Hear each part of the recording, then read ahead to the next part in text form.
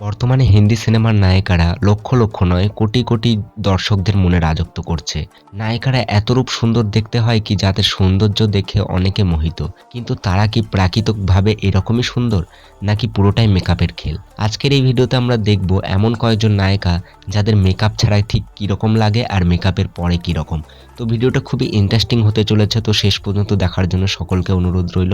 আর চ্যানেলে যারা নতুন আছো তারা চ্যানেলটি সাবস্ক্রাইব করে অবশ্যই পাশে থাকবে। তো চলো বেশি দেরি না করে ভিডিওটা শুরু করা যাক।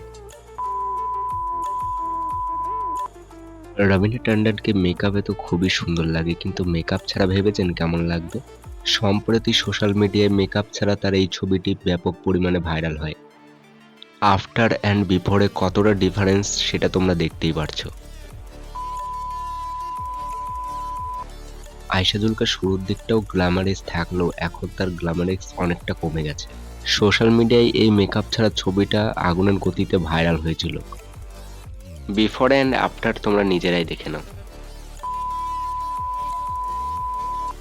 কারিনা এমনিতে তো খুবই সুন্দর দেখতে, কিন্তু তাকে মেকআপ ছাড়া একটু আপত্তিকর লাগে। কারিনা যে দুটি সন্তানের মা সেটি তিনি বুঝতেই দেন না কাউকে, কিন্তু সোশ্যাল মিডিয়াতে এই মেকআপ ছাড়া ফটোটা আপলোড করার পরেই ভাইরাল হয়ে যায়। মেকআপ ছাড়া কারিনাকে ঠিক এরকম লাগে। সম্প্রতি কাজলের এই ছবিগুলো দেখে অনেকেই অবিশ্বাসও করেছিলেন। কাজল আমাদের অনেক সিনেমা উপহার দিয়েছে, কিন্তু মেকআপ ছাড়া একটু আলাদাই লাগে কাজলকে। বিফোর অ্যান্ড আফটার তোমরা নোটিস করে বলো কতটা খারাপ লাগে কাজলকে।